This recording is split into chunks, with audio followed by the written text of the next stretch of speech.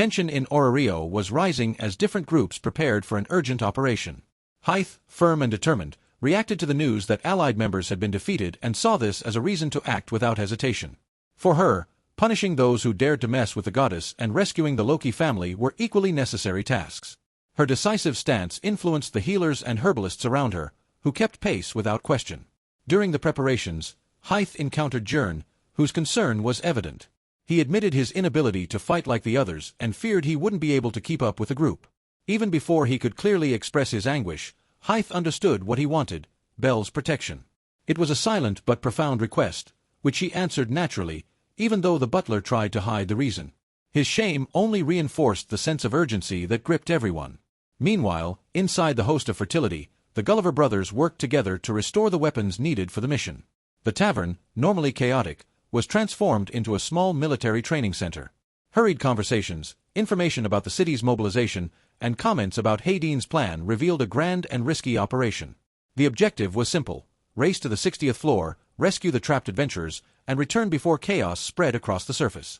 The secret needed to be kept at all costs, as the fall of the Loki Familia could trigger repercussions comparable to the greatest tragedies in Orario's history.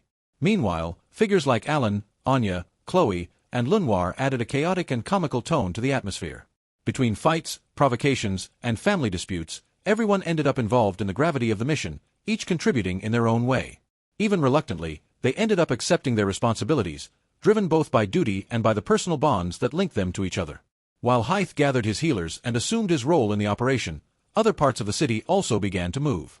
Tension spread silently through Orario, fueled by rumors of the supposed annihilation of the Loki Familia, a disaster that needed to be hidden at all costs.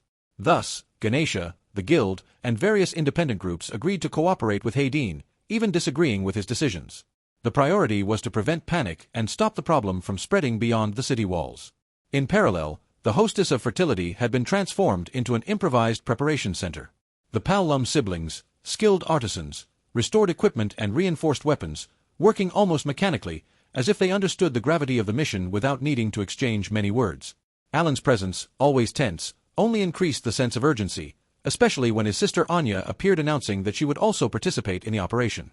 Even causing chaos and arguments, she carried an official order, which forced Alan to accept the situation.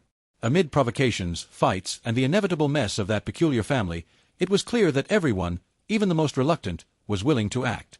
Personal tensions paled in comparison to the crisis. Seer, aware of the gravity of what was about to happen, also unexpectedly became involved, handing Mia a shield letter and asking her to go on a mission herself, proof that even those who usually remained on the sidelines were being pulled into the center of the conflict. At the same time, preparations extended to other groups of adventurers. The Amazons who once fought for Ishtar gathered before Babel, ready to act under Hadine's orders. Even coming from dissolved factions, they still carried a vibrant fighting spirit and were ready to protect the city.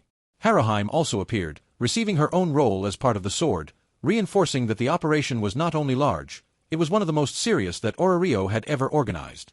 The entire city, each in its own way, moved as part of a huge and urgent machine, driven by the fear of an even greater disaster. While different groups stirred throughout the city, a silent yet powerful movement was taking shape. The Guild, the families involved, and all who had received their directive letters were preparing for a swift and decisive advance. The objective was clear: to descend to the deepest levels, rescue those who had been defeated, and prevent the tragedy of the Loki family from spreading like a political disaster. Inside the tavern, chaos transformed into determination. Even with the provocations, fights, and arguments typical of that group, everyone ended up aligning themselves with the same purpose. The arrival of the shield and sword cards solidified everyone's role, and even Mia, always resistant, agreed to participate, assuming her responsibility with an almost maternal pragmatism. At the same time, outside, other fronts were organizing with the same urgency.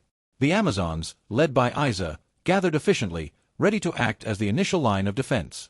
Each of them carried in their bodies and voices the mark of past battles, transforming the anxiety of the mission into raw energy.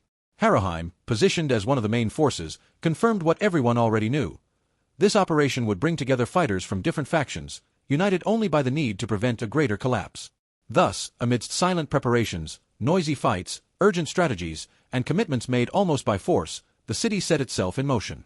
The rescue operation ceased to be just a plan and became a real mobilization, an unlikely combination of warriors, artisans, healers, magicians, and even tavern employees, all aware that, if they failed, the consequences would extend beyond the dungeon and reach the outside world.